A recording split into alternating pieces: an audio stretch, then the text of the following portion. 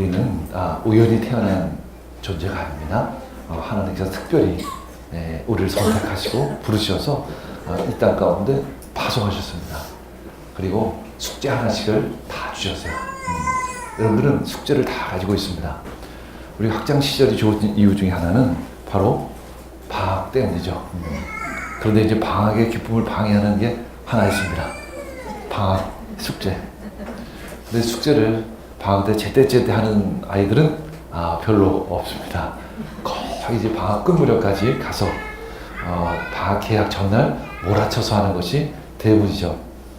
그래도 이제 다른 숙제는 형들이나 누나들이나 가족들이 대신 해줄 수 있는데 이제 일기만큼은 쉬운 일이가 아닙니다. 형이들 누나이들 한 달치 일기를 몇 시간 안에 다 쓸 수는 없습니다. 몇 시간 안에 쓰는 방학 일기 속에 나는 또 다른 모습의 여러 가지 모습으로 그 일기장에 등장을 합니다. 엄마 일을 열심히 돕는 아들, 동생을 잘 보살피는 형, 옆집 마당까지 잘 쓸어주는 착한 아이, 또 구청에서 자원봉사에 참여하는 모범생, 그리고 사이사이에는 들킬까봐, 선생님이 들킬까봐 동생하고 싸우다가 엄마한테 야단 맞은 거 등등을 억지로 끼워 놓습니다. 그런데 우리 하나님께 드릴 인생 일기만큼은 절대로 거짓말이 통하지 않습니다. 가장 큰 숙제가 무엇일까? 주님은 우리에게 숙제를 주시는데 서로 사랑했는가? 그리고 이 땅 가운데 사랑을 배웠는가? 이 질문을 하십니다. 그리고 그 구체적인 항목이 바로 형제 사랑입니다. 그리고 부부를 공경했느냐? 또 배우자를 사랑했느냐? 이런 질문을 하실 것입니다. 그것은 마치 아름다운 옷을 짜는 것과 비유될 수 있어요. 주님은 우리에게 고급 양털실을 하나씩 다 줍니다. 근데 문제가 하나 있어요. 그것이 다 엉켜 있다는 것입니다. 엉킬 털실은 절대로 힘을 줘서 잡아당기면 안 되죠.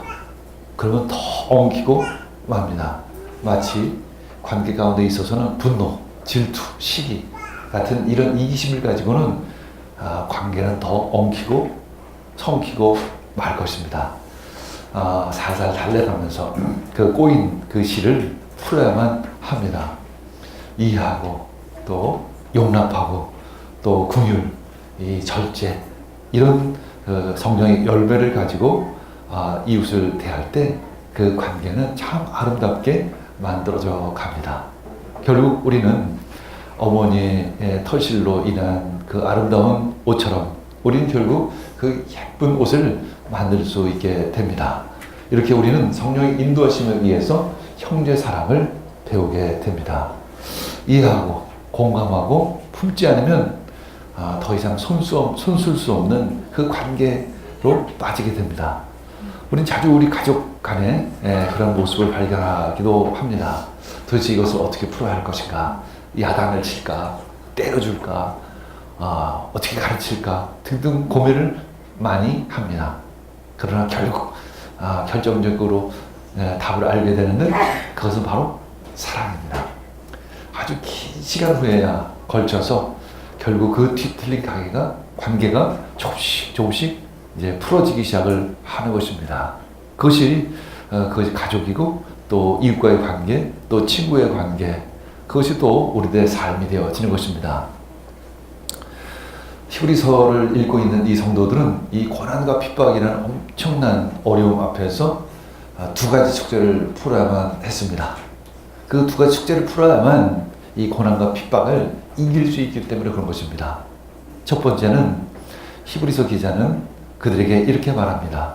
예수 그리스도를 잘 알라는 것입니다. 예수 그리스도를 정확히 알라는 것입니다. 그 당시에 많은 성도들이 그 핍박에서 이기지 못하고 배교를 하거나 세상으로 돌아갔기 때문에 그런 것입니다. 예수 그리스도를 제대로 알아야만 그 핍박을 이길 수 있기 때문에 그런 것이죠. 두 번째는 서로 사랑하는 것, 형제 사랑하는 방법을 배워야만 했으며 그래야만 그 공동체를 지킬 수 있기 때문에 그런 것이죠. 그리고 이제 구체적인 항목으로 다음 몇 가지를 우리들에게 주시고 계십니다. 첫 번째는 손님 대접하기를 잊지 말라는 것입니다. 나간 애를 환대하라는 것이죠. 그래서 부지 중에 천사들 대접한 이들이 있었다라고 이렇게 말합니다. 두 번째는 자기도 함께 갇힌 것 같이 갇힌 자를 잘 생각하라 이렇게 말씀하십니다. 왜냐하면 그 당시에는 이 핍박과 어려움으로 인해서 성도들이 이 로마의 감옥이나 등등 감옥에 갇힌 사람들이 참 많이 있었기 때문에 그런 것입니다. 이 가족과 성도들은 함께 묶여져 있는 공동체입니다. 그래서 함께 그 기쁨과 어려움도 모두 다 나누라는 것입니다. 그리고 세 번째는 혼인을 아주 귀하고 가치 여기라는 것입니다. 침소를 더럽히지 말라. 이 침소는 마치 지성소와 같은 것입니다. 아주 결혼을 귀하게 여기라고 말씀하십니다. 그리고 네 번째는 돈을 사랑하지 말라. 그리고 주님이 주신 것에 만족하라. 이렇게 말씀하시죠. 돈을 사랑하는 것은 악의 시작입니다. 그죠? 자족하는 법을 배우라.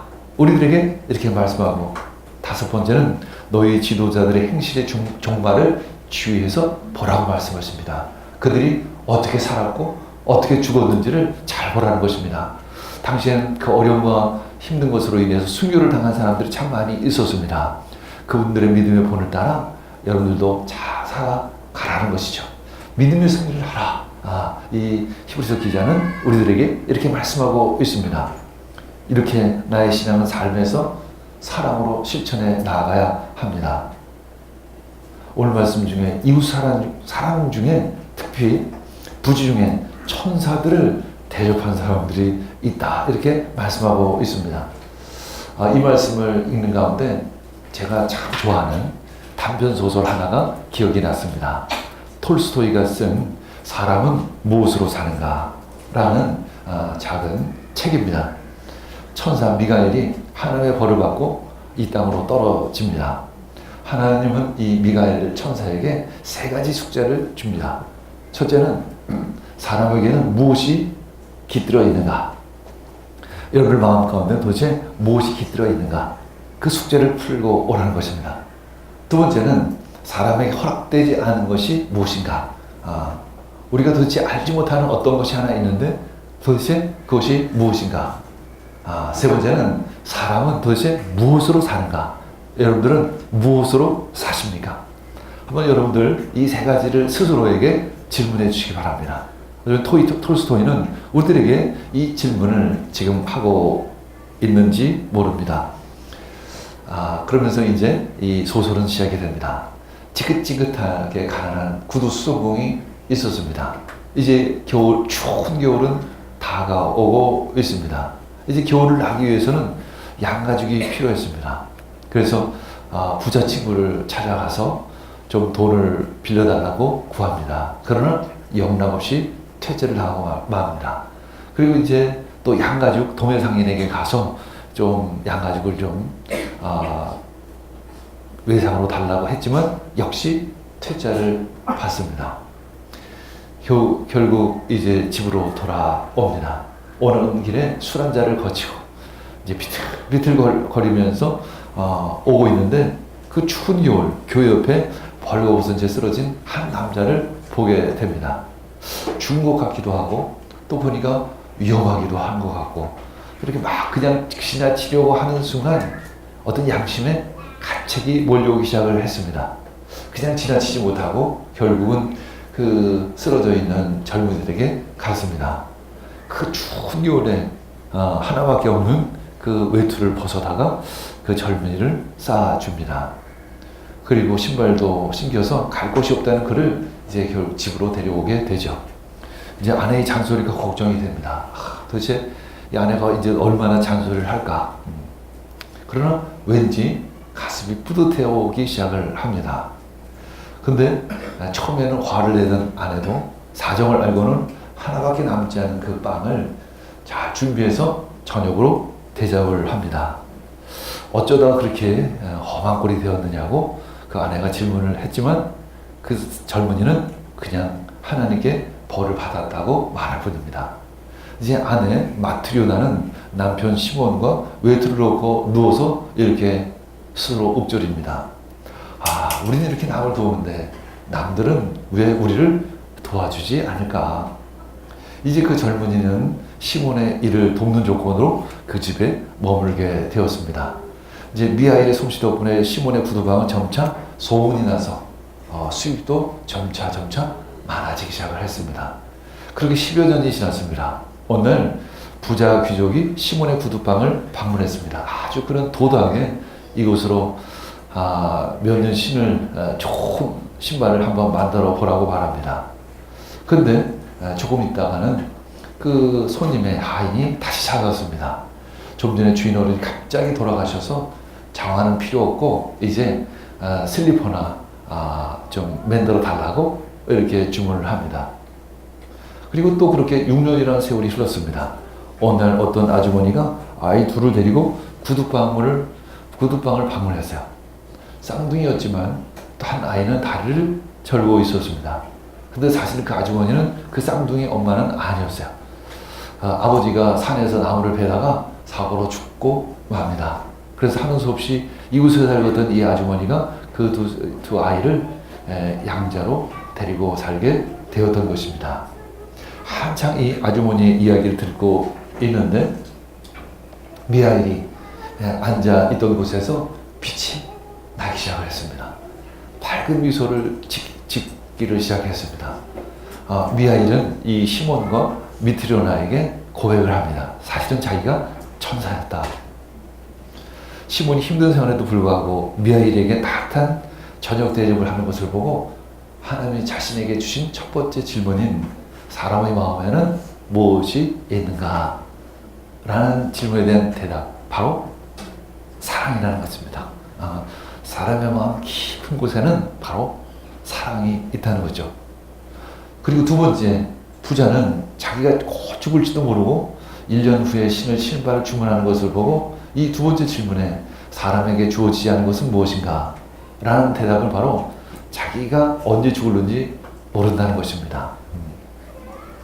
자신이 낳지도 않은 아이들을 가엾게 여기며 눈물을 흘리는 그녀를 바라보며 이 세 번째 질문, 도대체 우리는 무엇으로 사는가? 사랑으로 사는 사람 안에는 바로 하나님이 계신다 라는 답을 깨닫게 된 것입니다. 요한일서 4장 7절에서 8절 읽겠습니다. 사랑하는 여러분, 서로 사랑합시다. 사랑은 하나님에게서 난 것입니다. 사랑하는 사람 다 하나님에게서 났고 하나님을 압니다. 사랑하지 않는 사람은 하나님을 알지 못합니다. 하나님은 사랑이기 때문이죠. 하나님은 사랑이십니다. 결국 우리 이 땅에서 남는 것은 사랑이라는 그 귀한 보화만이 남게 될 것입니다. 그런데 문제가 있습니다. 사람들은 점점 더 돈을 사랑하면서 하나님 주신 것에 만족하지 못하고 형제 사랑을 잃어가기 시작을 합니다. 러시아의 공산당은 유불론적인 사고방식을 가지고 있죠. 그들은 남녀관계에서 물 한 컵 이론이라는 그 주장을 합니다. 정신은 뇌 작용에 불과하다. 정신보다는 육체가 더 중요하다. 이런 얘기를 합니다. 목이 마르면 물 한 컵을 마시면 갈증이 해소되는 것처럼 남녀관계도 이렇게 육체적 욕망을 충족하면 그냥 그만이다. 이런 주장을 하기 시작합니다. 그런 사상이 퍼져나가기 시작하면서 러시아는 극도의 성적인 타락으로 치닫기 시작을 합니다.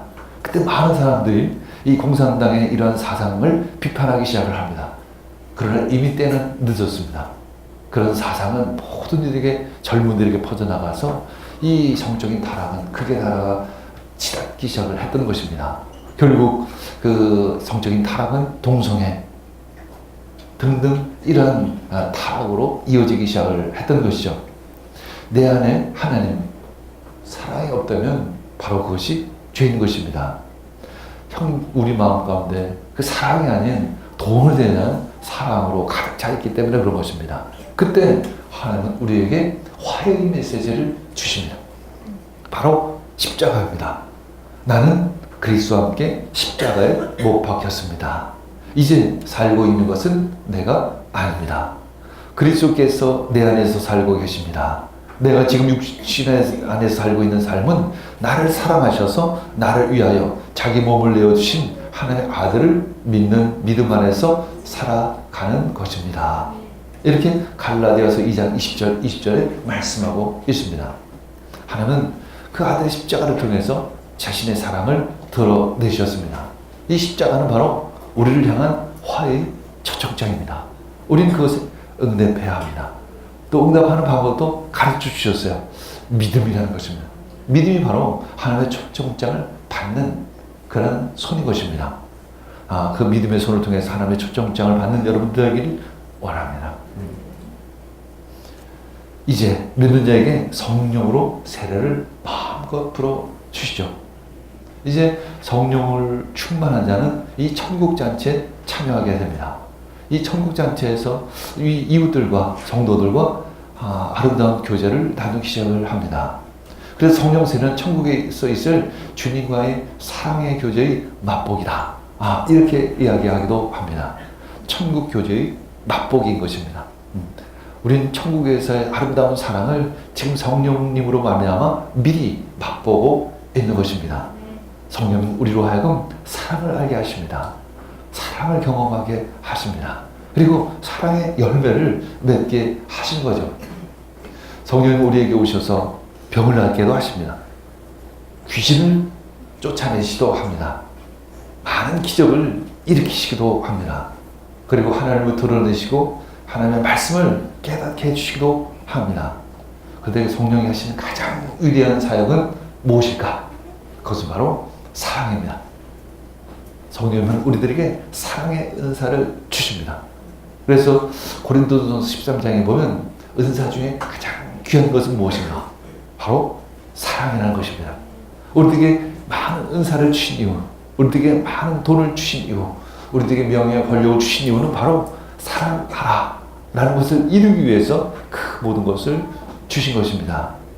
하나님께서는 우리에게 성령을 통해서 그의 사랑을 우리 마음속에 한없이 넘치도록 부어주신 것입니다.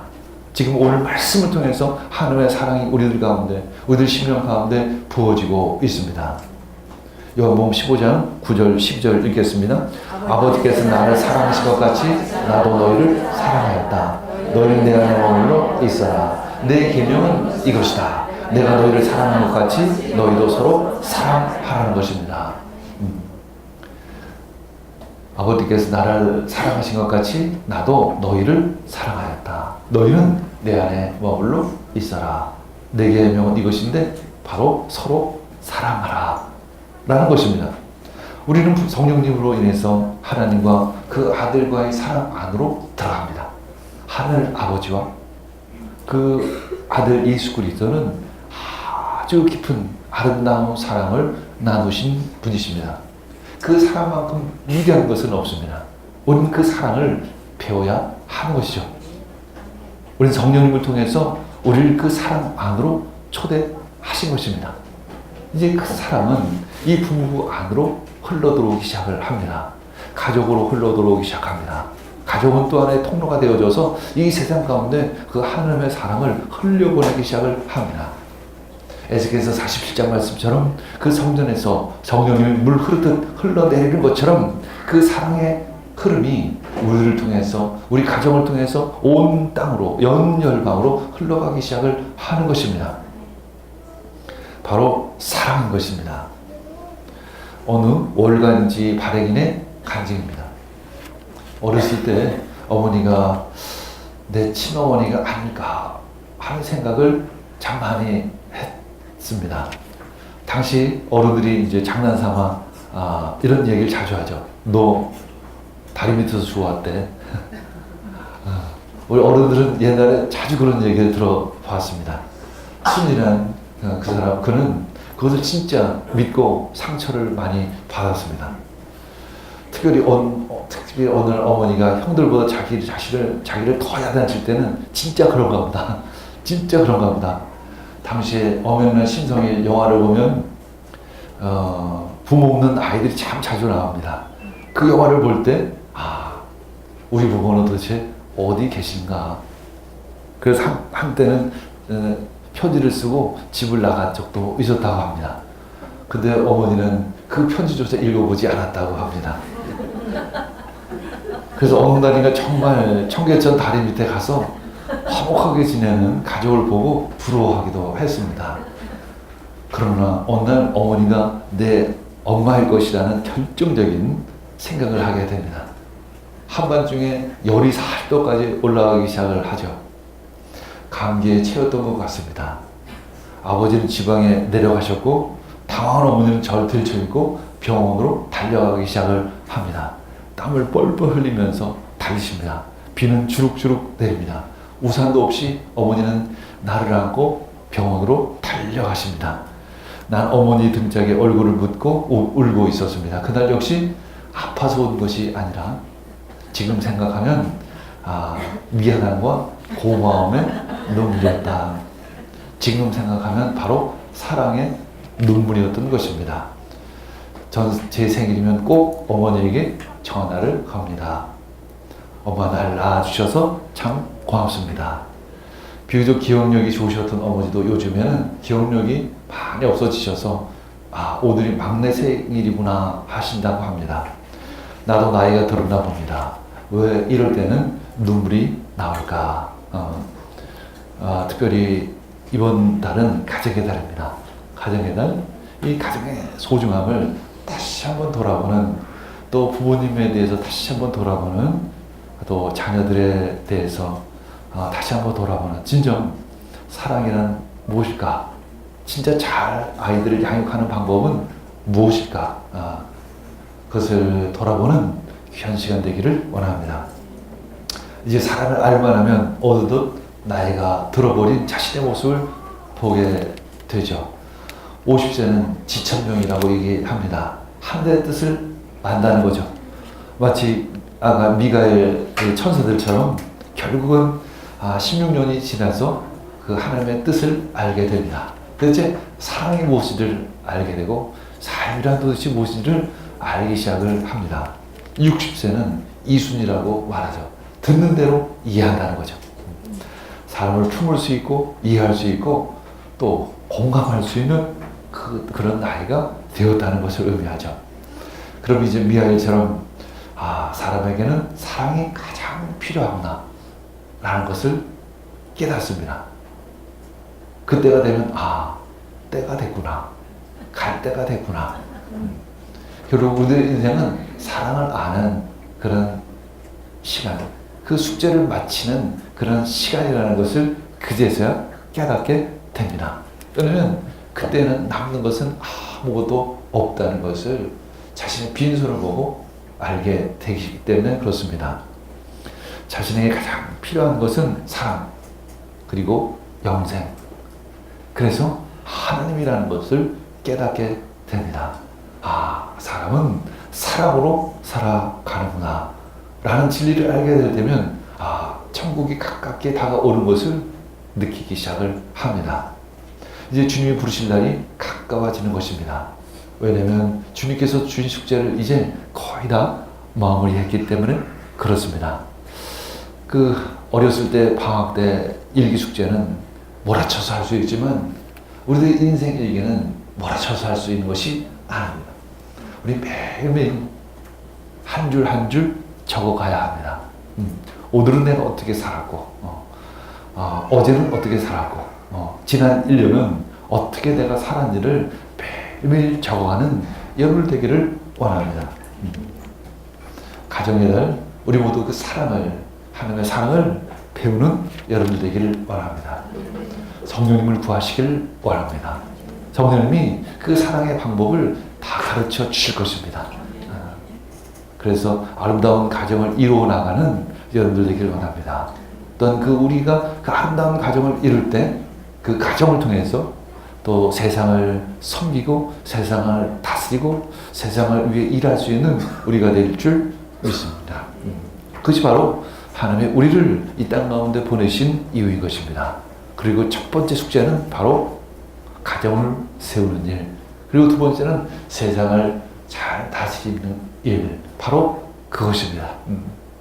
그 일을 잘 감당하는 여러분들 되기를 원합니다. 우리 함께 기도하겠습니다. 주님 감사합니다. 오늘 이 시간 하나님의 귀한 음성을, 하나님의 말씀을 듣습니다. 주님, 우리들 마음 가운데 오직 사랑만이 남기를 원합니다. 예수 그리스도만이 내 심령 가운데 남아있기를 원합니다. 하나님의 사랑으로 이 땅을 살아갈 수 있는 우리 모두가 되기를 원합니다. 주님, 저희들에게 그러한 힘과 능력을 더하여 주시옵소서.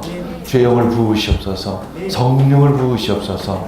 이 모든 말씀 예수님의 이름으로 기도합니다.